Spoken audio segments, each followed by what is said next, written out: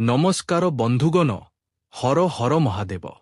ବନ୍ଧୁଗଣ, କେହି ଜଣେ ଆପଣଙ୍କ ପାଖକୁ ଆସିବାକୁ ଯାଉଛି। ଏପରି ଏକ ସତ୍ୟତା ଯାହା ଶୁଣିଲେ ଆପଣଙ୍କ ଲୋମ ଟାଙ୍କୁରି ଉଠିବ। ଏକ ବହୁତ ବଡ଼ ରହସ୍ୟ ଖୋଲିବାକୁ ଯାଉଛି। ମୀନ ରାଶିର ବ୍ୟକ୍ତିବିଶେଷ, ଆଜିର ଏହି ଭବିଷ୍ୟବାଣୀ ସାଧାରଣ ନୁହେଁ। ଏହାକୁ ଅଧାରୁ ଛାଡ଼ିବାର ଭୁଲ ଆଦ କରନ୍ତୁ ନାହିଁ। କାରଣ ଆପଣଙ୍କ ଗ୍ରହଗୁଡ଼ିକର ଶକ୍ତି ଏପରି ଜଣେ ବ୍ୟକ୍ତି ଆଡ଼କୁ ଇସାରା କରୁଛି ଯିଏ ବହୁତ ଶୀଘ୍ର ଆପଣଙ୍କ ଜୀବନର ବନ୍ଦଦ୍ୱାରରେ ଦବ୍ ଦେବାକୁ ଯାଉଛି। କିନ୍ତୁ ପ୍ରଶ୍ନ ଏହା ନୁହେଁ ଯେ କେହି ଆସୁଛି। ଅସଲି ପ୍ରଶ୍ନ ହେଉଛି, ସେ କିଏ? କ'ଣ ସେ ଆପଣଙ୍କ ଅତୀତର ସେହି ମଣିଷ ଯାହାକୁ ଆପଣ ସଦାସର୍ବଦା ପାଇଁ ହରାଇ ସାରିଛନ୍ତି ବୋଲି ଭାବି ନେଇଥିଲେ? କ'ଣ ସେ ଏପରି କେହି ବ୍ୟକ୍ତି ଯିଏ ଆପଣଙ୍କୁ ଏକ ବହୁତ ବଡ଼ ଖୁସି ଖବର ଦେବାକୁ ଯାଉଛି? ନା ସେହି ମଣିଷଟି ଆପଣଙ୍କ ସାମ୍ନାରେ ଏପରି ଏକ ସତ୍ୟତା ଆଣି ରଖିବ ଯାହା ପରେ ଆପଣଙ୍କୁ ନିଜର ହିଁ କୌଣସି ଆପଣାର ମୁହଁକୁ ପୁଣି ଥରେ ଚିହ୍ନିବାକୁ ପଡ଼ିବ? କାରଣ ମୀନ ରାଶିର ବ୍ୟକ୍ତିବିଶେଷ, ଆଗାମୀ ସମୟରେ ଆପଣଙ୍କ ଜୀବନରେ ତିନୋଟି ଏପରି ସଙ୍କେତ ଦେଖାଯିବାକୁ ଯାଉଛି ଯାହାକୁ ସାଧାରଣ ଭାବି ନଜରଅନ୍ଦାଜ କଲେ ପରେ ଆପଣ ନିଜେ ଅନୁଭବ କରିବେ ଯେ ବ୍ରହ୍ମାଣ୍ଡ ଆପଣଙ୍କୁ ପୂର୍ବରୁ ହିଁ ଚେତାବନୀ ଦେଉଥିଲା। ପ୍ରଥମ ସଙ୍କେତ ଆପଣଙ୍କୁ କୌଣସି ବ୍ୟକ୍ତିର ହଠାତ୍ ବଦଳି ଯାଇଥିବା ବ୍ୟବହାରରୁ ମିଳିବ। ଦ୍ୱିତୀୟ ସଙ୍କେତ ଅଧରାତି ପାଖାପାଖି କୌଣସି ଖବର, ସ୍ୱପ୍ନ, ଫୋନ୍, ସନ୍ଦେଶ କିମ୍ବା ହଠାତ୍ ନିଦ ଭାଙ୍ଗିଯିବା ରୂପରେ ମିଳିପାରେ। ଏବଂ ତୃତୀୟ ସଙ୍କେତ ସବୁଠାରୁ ଭୟାନକ ହେବ। ସେହି ସଙ୍କେତ ଆପଣଙ୍କୁ ବୁଝାଇବ ଯେ ଆପଣଙ୍କ ଆଖପାଖରେ ରହୁଥିବା ପ୍ରତ୍ୟେକ ମଣିଷ ଆପଣଙ୍କ ପାଇଁ ସେପରି ନୁହେଁ ଯେପରି ସେ ଆପଣଙ୍କ ସାମ୍ନାରେ ଦେଖାଯାଏ। ହଁ ବନ୍ଧୁଗଣ, ଆଗକୁ ବଢ଼ିବା ପୂର୍ବରୁ ବାଗେଶ୍ୱର ବାବାଙ୍କୁ ସଚ୍ଚା ମନରେ ମନେ ପକାଇ ଭିଡିଓକୁ ଏକ ସୁନ୍ଦର ଲାଇକ୍ ନିଶ୍ଚୟ କରନ୍ତୁ। କମେଣ୍ଟରେ ପୂର୍ଣ୍ଣ ଶ୍ରଦ୍ଧା ଏବଂ ବିଶ୍ୱାସ ସହିତ ଜୟ ବାଗେଶ୍ୱର ଧାମ ନିଶ୍ଚୟ ଲେଖନ୍ତୁ। ମନେ ମନେ ବାଗେଶ୍ୱର ବାବାଙ୍କୁ ଆପଣଙ୍କ ଘର ପରିବାରର ସୁଖ ଶାନ୍ତି ଏବଂ ରକ୍ଷା ପାଇଁ ପ୍ରାର୍ଥନା କରନ୍ତୁ।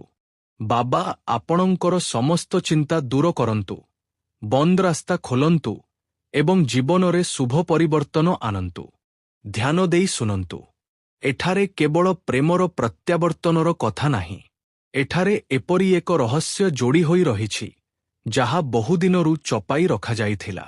ଏବଂ ଯେତେବେଳେ ଏହି ରହସ୍ୟ ସାମ୍ନାକୁ ଆସିବ, ସେତେବେଳେ ଗୋଟିଏ ପଟେ ଆପଣଙ୍କ ହୃଦୟରେ ପୁରୁଣା କ୍ଷତ ଜାଗ୍ରତ ହେବ, ଆଉ ଅନ୍ୟପଟେ ଆପଣଙ୍କ ସନ୍ଦେହ ଏପରି କୌଣସି ମଣିଷ ଆଡ଼କୁ ଯିବ ଯାହା ବିଷୟରେ ଆପଣ କେବେ ଭାବିନଥିବେ।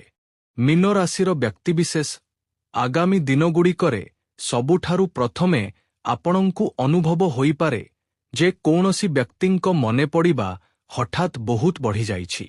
ଆପଣ ସାଧାରଣ କାମ କରୁଥିବେ ଏବଂ ହଠାତ୍ ସେହି ମଣିଷର ମୁହଁ ଆପଣଙ୍କ ସାମ୍ନାକୁ ଆସିଯିବ। କୌଣସି ପୁରୁଣା ଗୀତ ଶୁଣାଯିବ, କୌଣସି ନାମ ବାରମ୍ବାର ନଜର ଆସିବ, କୌଣସି ପୁରୁଣା ସ୍ଥାନର କଥା ମନେ ପଡ଼ିବ, କୌଣସି ନମ୍ବର, କୌଣସି ତାରିଖ, କୌଣସି ଶବ୍ଦ କିମ୍ବା କୌଣସି ସ୍ୱପ୍ନ ଜରିଆରେ ଅତୀତ ଆପଣଙ୍କ ସାମ୍ନାରେ ଛିଡ଼ା ହେଉଥିବାର ଦେଖାଯିବ। ଆପଣ ଭାବିବେ ଯେ ଏପରି ହଠାତ୍ କାହିଁକି ହେଉଛି? ଯାହାକୁ ଭୁଲିବାକୁ ଏତେ ସମୟ ଲାଗିଲା, ସେହି ବ୍ୟକ୍ତି ପୁଣି ଥରେ ମନକୁ କାହିଁକି ଆସୁଛି? କିନ୍ତୁ ଏହା ହିଁ ପ୍ରଥମ ଦ୍ର। କାରଣ ଆପଣଙ୍କ ଜୀବନର ଶକ୍ତିରେ ଏପରି ସଙ୍କେତ ତିଆରି ହେଉଛି ଯେପରି କୌଣସି ଅଧୁରା କାହାଣୀ ପୁଣି ଥରେ ତାର ଶେଷ ଅଧ୍ୟାୟ ଲେଖିବାକୁ ଆସୁଛି। କିନ୍ତୁ ସାବଧାନ ରୁହନ୍ତୁ। ମୁଁ ଏହା କହିନାହିଁ ଯେ ଆସୁଥିବା ବ୍ୟକ୍ତି କେବଳ ପ୍ରେମିକା ହିଁ ହେବେ। କାରଣ କାହାଣୀ ଏଠାରେ ଏକ ବଡ଼ ମୋଡ଼ ନିଏ। ଯେଉଁ ବ୍ୟକ୍ତିଙ୍କ କଥା ଆପଣଙ୍କର ମନେ ପଡ଼ୁଛି ଏବଂ ଯେଉଁ ବ୍ୟକ୍ତି ବାସ୍ତବରେ ଆପଣଙ୍କ ପାଖକୁ ଆସିବାକୁ ଯାଉଛନ୍ତି, ହୋଇପାରେ ଦୁହେଁ ଜଣେ ହିଁ ମଣିଷ କିମ୍ବା ଏହା ବି ସମ୍ଭବ ଯେ ଦୁହେଁ ଅଲଗା ଅଲଗା। ସେଥିପାଇଁ ଭିଡିଓର ଶେଷ ପର୍ଯ୍ୟନ୍ତ ଆପଣଙ୍କୁ ଏହା ବୁଝିବା ବହୁତ ଜରୁରୀ ଯେ କିଏ ଆପଣଙ୍କ ଆଡ଼କୁ ଆଗେଇ ଆସୁଛି। ମୀନ ରାଶି ଜଳତତ୍ତ୍ୱ ରାଶି ବୋଲି ଧରାଯାଏ। ଆପଣଙ୍କ ସ୍ୱଭାବରେ ସଂବେଦନଶୀଳତା, ଅନ୍ତର୍ଜ୍ଞାନ ଏବଂ ଲୋକଙ୍କ ଭାବନାକୁ ନ କହି ବୁଝିପାରିବାର କ୍ଷମତା ବହୁତ ଗଭୀର ଥାଏ। ଯେତେବେଳେ ବୃହସ୍ପତିଙ୍କ ଶୁଭଶକ୍ତି ଆପଣଙ୍କ ଜୀବନର କୌଣସି ବନ୍ଦ ଅଧ୍ୟାୟକୁ ଖୋଲିବାକୁ ଲାଗେ, ଚନ୍ଦ୍ରମା ମନର ଗଭୀରତାରେ ଚପି ରହିଥିବା ଭାବନାକୁ ଜାଗ୍ରତ କରେ, ବୁଧ ପୁରୁଣା ସମ୍ବାଦକୁ ପୁଣି ସକ୍ରିୟ କରେ ଏବଂ ହୁକେତୁ ଭ୍ରମ ତଥା ଲୁଚି ରହିଥିବା ସତ୍ୟ ଉପରେ ଆଲୋକପାତ କରନ୍ତି, ସେତେବେଳେ ଏପରି ପରିସ୍ଥିତି ସୃଷ୍ଟି ହୁଏ ଯେଉଁଥିରେ ବର୍ଷ ବର୍ଷରୁ ବନ୍ଦ ଥିବା କଥା ହଠାତ୍ ସାମ୍ନାକୁ ଆସିପାରେ। ଏବଂ ଏହି ସମୟର ଶକ୍ତି କିଛି ଏପରି ହିଁ ସଙ୍କେତ ଦେଉଛି। ଏପରି ଲାଗୁଛି ଯେପରି ଆପଣଙ୍କ ଜୀବନରେ କୌଣସି ପୁରୁଣା ହିସାବ ଏପର୍ଯ୍ୟନ୍ତ ଶେଷ ହୋଇନାହିଁ। କେହି ଆପଣଙ୍କୁ କିଛି କହିବାକୁ ଚାହୁଁଥିଲା, କିନ୍ତୁ କହିପାରିନଥିଲା। କେହି ଆପଣଙ୍କୁ ଛାଡ଼ି ଚାଲିଗଲା, କିନ୍ତୁ ସମ୍ପୂର୍ଣ୍ଣ ଭାବେ ଭୁଲି ପାରିନାହିଁ।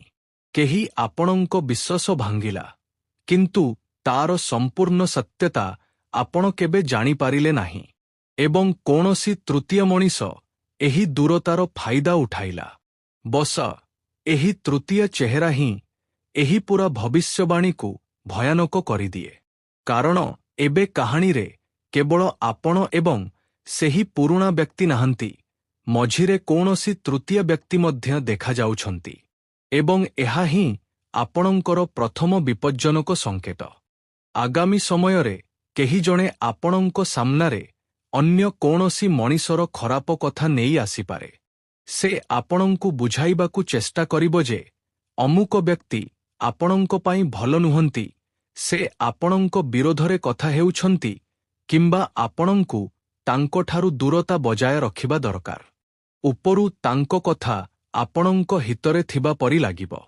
ସେ ଆପଣଙ୍କ ସାମ୍ନାରେ ଆପଣଙ୍କ ଚିନ୍ତା କରିବେ, ଆପଣଙ୍କୁ ସାବଧାନ କରାଇବେ, ଆପଣଙ୍କ ଶୁଭଚିନ୍ତକ ହେବାକୁ ଚେଷ୍ଟା କରିବେ। କିନ୍ତୁ ମୀନ ରାଶିର ବ୍ୟକ୍ତିବିଶେଷ ଏହିଠାରେ ଆଖି ଖୋଲା ରଖିବେ।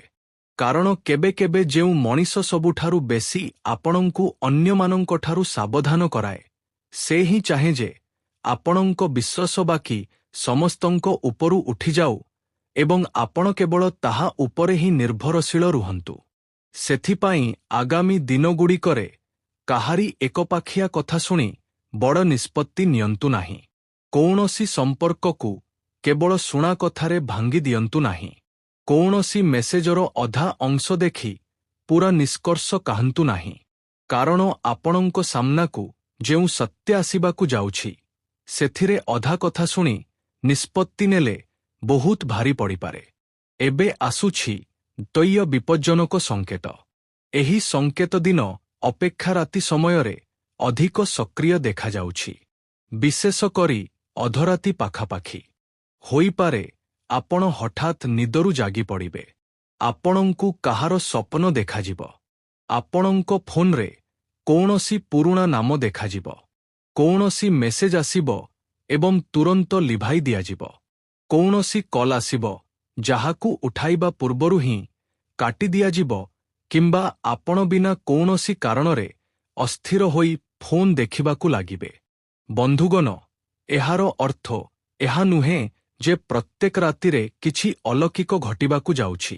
କିନ୍ତୁ ଜ୍ୟୋତିଷ ଶାସ୍ତ୍ରର ସଙ୍କେତ ଭାଷାରେ ଯେତେବେଳେ ଚନ୍ଦ୍ରମାଙ୍କ ସମ୍ବେଦନଶୀଳ ଶକ୍ତି, ହୁଙ୍କ ରହସ୍ୟମୟ ଛାୟା ଏବଂ ବୁଧଙ୍କ ସମ୍ବାଦ ଶକ୍ତି ଏକାଠି ମନକୁ ପ୍ରଭାବିତ କରନ୍ତି, ସେତେବେଳେ ଚପି ରହିଥିବା ସମ୍ବାଦଗୁଡ଼ିକ ହଠାତ୍ ସାମ୍ନାକୁ ଆସିପାରେ। ଏବଂ ଏହିଠାରୁ ଆରମ୍ଭ ହୁଏ ଅଧରାତିର ରହସ୍ୟ। କଳ୍ପନା କରନ୍ତୁ, ରାତି ପ୍ରାୟ ଟା ବାଜିଛି। ଘରର ବାକି ଲୋକ ଶୋଇସାରିଛନ୍ତି। ଆପଣଙ୍କ ଫୋନ୍ ହଠାତ୍ ଜଳି ଉଠିଲା। ସ୍କ୍ରିନ୍ ଉପରେ ଏକ ନାମ ଦେଖାଗଲା। ଏପରି ଏକ ନାମ ଯାହାକୁ ଦେଖି ଆପଣଙ୍କ ହାତ ଗୋଟିଏ ମୁହୂର୍ତ୍ତ ପାଇଁ ଅଟକିଗଲା। ଯେଉଁ ମଣିଷ ସହିତ ମାସ ମାସ କିମ୍ବା ବର୍ଷ ବର୍ଷ ଧରି କୌଣସି କଥା ହୋଇନାହିଁ, ସେହି ବ୍ୟକ୍ତିଙ୍କ ଆଡ଼ୁ ମେସେଜ। ହୁଏତ କେବଳ ଦୁଇଟି ଶବ୍ଦ, କଥା ହେବାର ଅଛି କିମ୍ବା ମୋତେ ତୁମକୁ କିଛି କହିବାର ଅଛି କିମ୍ବା କେବଳ ଶୋଇନାହଁ। ମୀନ ରାଶିର ବ୍ୟକ୍ତିବିଶେଷ, ଯଦି ଆଗାମୀ ସମୟରେ ଏପରି କିଛି ଘଟେ, ତେବେ ଆପଣ ବୁଝିଯିବେ ଯେ ପୁରୁଣା କାହାଣୀ ସମ୍ପୂର୍ଣ୍ଣ ଶେଷ ହୋଇନଥିଲା। କିନ୍ତୁ ରୁହନ୍ତୁ, ଏବେଠାରୁ ଏହା ଭାବି ନିଅନ୍ତୁ ନାହିଁ ଯେ ସେହି ବ୍ୟକ୍ତି ହିଁ ଶେଷରେ ଆପଣଙ୍କ ପାଖକୁ ଆସୁଛନ୍ତି, କାରଣ ତୃତୀୟ ସଂକେତ ଏବେ ବି ବାକି ଅଛି। ଏବଂ ତୃତୀୟ ସଂକେତ ସବୁଠାରୁ ବେଶୀ ଲୋମ ଟାଙ୍କୁରି ଦେବା ଭଳି। ଆପଣଙ୍କ ଜୀବନରେ କୌଣସି ବ୍ୟକ୍ତି ଏପରି ଥାଇପାରନ୍ତି ଯିଏ ଆପଣଙ୍କର ଅନେକ ବ୍ୟକ୍ତିଗତ କଥା ଜାଣିଛନ୍ତି। ଆପଣ କେବେ ତାଙ୍କ ଉପରେ ବିଶ୍ୱାସ କରିଥିଲେ? ଆପଣ ନିଜର ଦୁଃଖ କହିଥିଲେ, ନିଜର ଦୁର୍ବଳତା କହିଥିଲେ, ନିଜ ସମ୍ପର୍କ କଥା କହିଥିଲେ, ନିଜ ଭବିଷ୍ୟତର ଯୋଜନା କହିଥିଲେ। କିନ୍ତୁ ଏବେ ଧୀରେ ଧୀରେ ଆପଣଙ୍କୁ ଅନୁଭବ ହେବ ଯେ ଆପଣ କହିଥିବା କିଛି କଥା ସେହି ଲୋକଙ୍କ ପାଖରେ ବି ପହଞ୍ଚୁଛି ଯାହାଙ୍କୁ ଆପଣ କେବେ କହିନଥିଲେ। ଆପଣ ଭାବିବେ, ଏହି କଥା ବାହାରକୁ ଗଲା କିପରି? ଏହି ବ୍ୟକ୍ତି ମୋ ଯୋଜନା କିପରି ଜାଣିଲେ? ଯେଉଁ କଥା ମୁଁ କେବଳ ଜଣେ ମଣିଷକୁ କହିଥିଲି, ତାହାର ଆଲୋଚନା ତୃତୀୟ ବ୍ୟକ୍ତି କିପରି କରୁଛନ୍ତି? ଏହା ହିଁ ତୃତୀୟ ବିପଜ୍ଜନକ ସଂକେତ ହେବ। ଏବଂ ଏହି ସଂକେତ ପରେ ହିଁ ଲୁଚି ରହିଥିବା ଶତ୍ରୁର ମୁହଁ ଧୀରେ ଧୀରେ ସାମ୍ନାକୁ ଆସିପାରେ। ବନ୍ଧୁଗଣ, ଶତ୍ରୁ ସବୁବେଳେ ସାମ୍ନାରୁ ଲଢ଼ୁଥିବା ବ୍ୟକ୍ତି ନୁହେଁ। ଅନେକ ସମୟରେ ସେ ଆପଣଙ୍କ ପ୍ରଶଂସା କରେ, ଆପଣଙ୍କ ପ୍ରତ୍ୟେକ ପୋଷ୍ଟ ଦେଖେ, ଆପଣଙ୍କ ଖୁସିରେ ହସେ, ଆପଣଙ୍କ ଦୁଃଖରେ ସହାନୁଭୂତି ଦେଖାଏ। କିନ୍ତୁ ଭିତରେ ଭିତରେ ତାକୁ ଆପଣଙ୍କ ଉନ୍ନତିରେ କଷ୍ଟ ହୁଏ। ଆପଣଙ୍କ ସମ୍ପର୍କ ସୁଧୁରିବା ତାକୁ ପସନ୍ଦ ଆସେ ନାହିଁ। ଆପଣଙ୍କ ଆର୍ଥିକ ସ୍ଥିତି ସୁଧୁରିଲେ ତାକୁ ଅସ୍ଥିରତା ଲାଗେ। ଆପଣଙ୍କୁ ନୂଆ ସୁଯୋଗ ମିଳିଲେ ସେ ମୁହଁରେ ହସେ, କିନ୍ତୁ ଭିତରେ ପ୍ରଶ୍ନ କରେ, ଏହାକୁ ହିଁ କାହିଁକି? ରାହୁଙ୍କ ଛାୟା ଏପରି ଲୋକଙ୍କର ପ୍ରକୃତ ଉଦ୍ଦେଶ୍ୟ ବିଳମ୍ବରେ ଦେଖାଏ, ଯେତେବେଳେ କି ଶନି ସତ୍ୟକୁ ଡେରିରେ ହେଉ ପଛକେ ବହୁତ ସ୍ପଷ୍ଟ ରୂପରେ ସାମ୍ନାକୁ ଆଣିବାର କ୍ଷମତା ରଖନ୍ତି। ସେଥିପାଇଁ ମୀନ ରାଶିର ବ୍ୟକ୍ତିବିଶେଷ ଏହି ସମୟରେ ଆପଣଙ୍କୁ ନିଜ ଆଖପାଖ ଲୋକଙ୍କ ଶବ୍ଦ ଅପେକ୍ଷା ତାଙ୍କ ବ୍ୟବହାରକୁ ପଢ଼ିବାକୁ ପଡ଼ିବ। ଏବେ ଏଠାରେ ଆଉ ଏକ ବଡ଼ ରହସ୍ୟ ଖୋଲୁଛି। ଯେଉଁ ପୁରୁଣା ପ୍ରେମିକ, ପ୍ରେମିକା କିମ୍ବା ପୁରୁଣା ପ୍ରିୟ ମଣିଷର ଫେରିବାର ସଂକେତ ମିଳୁଛି, ତାଙ୍କ କାହାଣୀ ଯେତିକି ସହଜ ଦେଖାଯାଉଛି, ସେତିକି ନୁହେଁ। ସେ ଆପଣଙ୍କୁ ଛାଡ଼ିଥିଲେ କାହିଁକି? କ'ଣ ସତରେ ସେ ନିଜ ଇଚ୍ଛାରେ ଯାଇଥିଲେ? କ'ଣ ତାଙ୍କ ଉପରେ ପରିବାରର ଚାପ ଥିଲା? କ'ଣ କୌଣସି ତୃତୀୟ ବ୍ୟକ୍ତି ଭୁଲ ବୁଝାମଣା ସୃଷ୍ଟି କରିଥିଲେ? କ'ଣ ଆପଣଙ୍କ ବିଷୟରେ ଏପରି କିଛି କଥା ତାଙ୍କୁ କୁହାଯାଇଥିଲା ଯାହା ସତ ନଥିଲା? କିମ୍ବା ସେ ନିଜେ କୌଣସି ଭୁଲ କରିଥିଲେ ଏବଂ ଏବେ ଦୀର୍ଘ ସମୟ ପରେ ତାଙ୍କୁ ତାହାର ଅନୁତାପ ହେଉଛି? ପରିବାରରେ ମଧ୍ୟ କୌଣସି ପୁରୁଣା ବିଷୟକୁ ନେଇ ଆଲୋଚନା ଆରମ୍ଭ ହୋଇପାରେ। ଜମିଜମା, ସମ୍ପତ୍ତି, ବିବାହ, କୌଣସି ସଦସ୍ୟଙ୍କ ଦାୟିତ୍ୱ, ପୁରୁଣା ବିବାଦ କିମ୍ବା କୌଣସି ଲୁଚି ରହିଥିବା କଥାକୁ ନେଇ ଘରେ ଚର୍ଚ୍ଚା ହୋଇପାରେ। ଆରମ୍ଭରେ ମାହୋଲ ଟିକେ ଗରମ ହୋଇପାରେ, କିନ୍ତୁ ଶେଷରେ ଏହି ଆଲୋଚନା କୌଣସି ବଡ଼ ଭୁଲ ବୁଝାମଣାକୁ ସମାପ୍ତ କରିପାରେ। ଏବଂ ଯଦି ଘରର କୌଣସି ସଦସ୍ୟଙ୍କ ସହିତ ଦୀର୍ଘ ସମୟରୁ ଦୂରତା ଚାଲିଛି, ତେବେ ହଠାତ୍ କଥାବାର୍ତ୍ତାର ରାସ୍ତା ଖୋଲିପାରେ। ଏବେ ପ୍ରେମ ଆଡ଼କୁ ଫେରିବା, କାରଣ ଅସଲି ରହସ୍ୟ ଏହିଠାରେ ହିଁ ଲୁଚି ରହିଛି। ମୀନ ରାଶିର ବ୍ୟକ୍ତିବିଶେଷ, ଯେଉଁ ବ୍ୟକ୍ତି ଆପଣଙ୍କୁ କେବେ ଛାଡ଼ିଥିଲେ, ସେ ଯେ ଆପଣଙ୍କୁ ଭୁଲି ଯାଇଛନ୍ତି ତାହା ଜରୁରୀ ନୁହେଁ। ଅନେକ ସମୟରେ ମଣିଷ ଦୂରକୁ ଚାଲିଯାଏ, କିନ୍ତୁ ଭାବନା ସେହିଠାରେ ରହିଯାଏ। ସମୟ ବିତିଯାଏ, ଅହଙ୍କାର କମିଯାଏ, ଜୀବନ କିଛି ଶିକ୍ଷା ଦିଏ। ତାପରେ ମଣିଷକୁ ବୁଝାପଡ଼େ ଯେ ଯାହାକୁ ସେ ସାଧାରଣ ଭାବୁଥିଲା, ସେ ହିଁ ସବୁଠାରୁ ଖାସ୍ ଥିଲା। ଆପଣଙ୍କ କ୍ଷେତ୍ରରେ ମଧ୍ୟ କିଛି ଏପରି ଶକ୍ତି ତିଆରି ହେଉଥିବାର ଦେଖାଯାଉଛି। ପୁରୁଣା ବ୍ୟକ୍ତି ଆପଣଙ୍କର ବର୍ତ୍ତମାନର ଜୀବନ ବିଷୟରେ ଜାଣିବାକୁ ଚେଷ୍ଟା କରିପାରନ୍ତି। କ'ଣ ଆପଣ କୌଣସି ସମ୍ପର୍କରେ ଅଛନ୍ତି? କ'ଣ ଆପଣ ଖୁସି ଅଛନ୍ତି? କ'ଣ ଆପଣ ତାଙ୍କୁ ସମ୍ପୂର୍ଣ୍ଣ ଭୁଲି ଯାଇଛନ୍ତି? କ'ଣ ଆପଣଙ୍କ ଜୀବନରେ ଅନ୍ୟ କାହାକୁ ତାଙ୍କ ସ୍ଥାନ ଦେଇସାରିଛନ୍ତି? ଏହିସବୁ ପ୍ରଶ୍ନ ତାଙ୍କ ମନରେ ଥାଇପାରେ, କିନ୍ତୁ ସେ ସିଧାସଳଖ ସାମ୍ନାକୁ ଆସିବାକୁ ଡରିପାରନ୍ତି। ସେଥିପାଇଁ ପ୍ରଥମେ କୌଣସି ସାଙ୍ଗ ଜରିଆରେ ଖବର ଆସିବ, ତାପରେ ସୋସିଆଲ ମିଡିଆରେ ସଂକେତ, ତାପରେ ବୋଧହୁଏ ମେସେଜ ଏବଂ ତାପରେ ସାକ୍ଷାତ। କିନ୍ତୁ ଏବେ ସେହି ଶେଷ ମୋଡ଼ ଶୁଣନ୍ତୁ, ଯାହାର ଅପେକ୍ଷା ଆରମ୍ଭରୁ କରାଯାଉଥିଲା। କିଏ ଆସିବାକୁ ଯାଉଛି? କ'ଣ ସେହି ପୁରୁଣା ପ୍ରେମିକ, ପ୍ରେମିକା? ଆଂଶିକ ଭାବେ ହଁ, କିନ୍ତୁ ଭବିଷ୍ୟବାଣୀ କେବଳ ତାଙ୍କର ନଥିଲା। ଆପଣଙ୍କ ଜୀବନ ଆଡ଼କୁ ଦୁଇଟି ଅଲଗା ଅଲଗା ଶକ୍ତି ଆଗେଇ ଆସୁଥିବାର ଦେଖାଯାଉଛି। ଗୋଟିଏ ଅତୀତରୁ, ଗୋଟିଏ ଭବିଷ୍ୟତରୁ। ଅତୀତର ବ୍ୟକ୍ତି ଅଧୁରା କାହାଣୀ, କ୍ଷମା ପ୍ରାର୍ଥନା, ସ୍ପଷ୍ଟୀକରଣ କିମ୍ବା ଦ୍ୱିତୀୟ ସୁଯୋଗ ମାଗିବାକୁ ଫେରି ଆସିପାରନ୍ତି। କିନ୍ତୁ ସେହି ସମୟରେ ଆପଣଙ୍କ ଜୀବନରେ କୌଣସି ନୂଆ ବ୍ୟକ୍ତି ମଧ୍ୟ ପ୍ରବେଶ କରିପାରନ୍ତି। ଏବଂ ଏହା ହିଁ ଆପଣଙ୍କର ସବୁଠାରୁ ବଡ଼ ନିଷ୍ପତ୍ତି ହେବ। ଗୋଟିଏ ପଟେ ସେହି ମଣିଷ ଯାହାକୁ ଆପଣଙ୍କ ହୃଦୟ ପୂର୍ବରୁ ଜାଣିଛି। ଅନ୍ୟପଟେ ସେହି ବ୍ୟକ୍ତି ଯିଏ ହୋଇପାରେ ଆପଣଙ୍କୁ ପ୍ରଥମ ଥର ପାଇଁ ସେହି ସମ୍ମାନ ଦେବ ଯାହାର ଖୋଜ ଆପଣ ସବୁବେଳେ କରୁଥିଲେ। ଏହା ହିଁ କାରଣ ଯେ ଗ୍ରହଗୁଡ଼ିକର ସଂକେତ ବାରମ୍ବାର ଆପଣଙ୍କ ସାମ୍ନାରେ ପୁରୁଣା ଏବଂ ନୂଆ ଦୁଇଟି ଯାକ ରାସ୍ତା ରଖୁଛି। ଏବଂ ଏବେ ତୃତୀୟ ଚେହେରା ମଧ୍ୟ ସ୍ପଷ୍ଟ ହୋଇଯାଉଛି। ଯିଏ ଲୁଚି ରହିଥିବା ଶତ୍ରୁ, ସେ ଏହି ପରିବର୍ତ୍ତନରେ ଖୁସି ହେବ ନାହିଁ। କାରଣ ଆପଣଙ୍କ ଜୀବନରେ ସଠିକ୍ ବ୍ୟକ୍ତିର ଆଗମନ ତାର ପ୍ରଭାବକୁ କମାଇଦେବ। ସେଥିପାଇଁ ଆପଣଙ୍କ ପୁରୁଣା ସମ୍ପର୍କ ଏବଂ ନୂଆ ସୁଯୋଗ ମଧ୍ୟରେ ଭୁଲ ବୁଝାମଣା ସୃଷ୍ଟି କରିବାକୁ ଚେଷ୍ଟା କରାଯାଇପାରେ। ତେବେ ଶେଷରେ କିଏ ଆସିବାକୁ ଯାଉଛି? ମୀନ ରାଶିର ବ୍ୟକ୍ତିବିଶେଷ ସବୁଠାରୁ ମଜବୁତ ସଂକେତ ଏହା ଯେ ପ୍ରଥମେ ଅତୀତ ସହିତ ଯୋଡ଼ି ହୋଇଥିବା ବ୍ୟକ୍ତି ଯୋଗାଯୋଗ କରିବେ, କିନ୍ତୁ ତାପରେ ଆସୁଥିବା ନୂଆ ବ୍ୟକ୍ତି ଆପଣଙ୍କ ଜୀବନରେ ଅଧିକ ସ୍ଥାୟୀ ଭୂମିକା ଗ୍ରହଣ କରିପାରନ୍ତି। ପୁରୁଣା ପ୍ରେମିକ, ପ୍ରେମିକା ଆପଣଙ୍କୁ ସତ୍ୟତା ଜଣାଇବାକୁ ଆସିବେ। ଲୁଚି ରହିଥିବା ଶତ୍ରୁ ନିଜକୁ ବଞ୍ଚାଇବାକୁ ଚେଷ୍ଟା କରିବ ଏବଂ ନୂଆ ବ୍ୟକ୍ତି ଆପଣଙ୍କୁ ଏହା ବୁଝାଇବାକୁ ଆସିବ ଯେ ପ୍ରତ୍ୟେକ ସମ୍ପର୍କ କଷ୍ଟ ଦେବା ପାଇଁ ନୁହେଁ। ଅର୍ଥାତ୍ ଆପଣଙ୍କ ଦ୍ରମୁହରେ କେବଳ ଜଣେ ମଣିଷ ନୁହନ୍ତି। ଆପଣଙ୍କ ଅତୀତ, ଆପଣଙ୍କ ସତ୍ୟତା ଏବଂ ଆପଣଙ୍କ ଆଗାମୀ ଅଧ୍ୟାୟ ତିନୋଟି ଯାକ ଏକାଠି ଦେବାକୁ ଯାଉଛନ୍ତି। ଏବେ ନିଷ୍ପତ୍ତି ଆପଣଙ୍କର ହେବ ଯେ କାହା ପାଇଁ କବାଟ ଖୋଲିବେ ଏବଂ କାହା ପାଇଁ ସଦାସର୍ବଦା ପାଇଁ ବନ୍ଦ କରିଦେବେ। ଅଧରାତିର ସେହି ମେସେଜ କେବଳ ଆରମ୍ଭ ହୋଇପାରେ। ପୁରୁଣା ପ୍ରେମର ଫେରିବା କେବଳ ଏକ ପରୀକ୍ଷା ହୋଇପାରେ। ଲୁଚି ରହିଥିବା ଶତ୍ରୁର ପର୍ଦ୍ଦାଫାଶ ଆପଣଙ୍କ ଆଖି ଖୋଲି ଦେଇପାରେ। କିନ୍ତୁ ଶେଷରେ ଯେଉଁ ବ୍ୟକ୍ତି ଆପଣଙ୍କ ଜୀବନରେ ସମ୍ମାନ, ସ୍ଥିରତା ଏବଂ ସଫା ଉଦ୍ଦେଶ୍ୟ ନେଇ ଆସିବେ, ସେ ହିଁ ସେହି ମଣିଷ ହେବେ ଯାହାଙ୍କ ଆଡ଼କୁ ଏହି ପୂରା ଭବିଷ୍ୟବାଣୀ ସଂକେତ କରୁଥିଲା।